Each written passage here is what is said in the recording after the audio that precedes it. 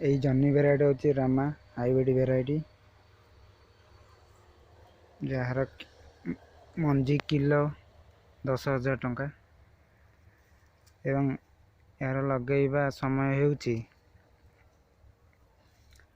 नवेम्बर रु सेप्टेम्बर रु नवेम्बर भितर एवं यार समय सीमा होची तोड़ीबार समय सीमा होची फल धरिबार समय सीमा 45 दिन भितर आपण माने यार फल हवा आरंभ कर दिए। यह एक लाभदायक फसल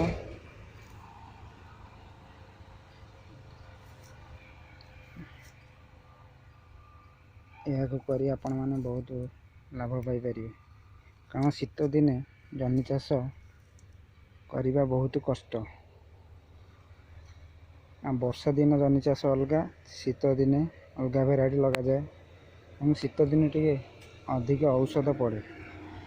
और जो आमर ये पत्र होउची पत्र पोड़ा कंट्रोल करवा शीत दिन मुख्य समस्या यदि पत्र पोड़गला तो जन्नी गछ नष्ट होबार बहुत संभावना अच्छे। देखो यही काकर को अधिक शीत और काकर को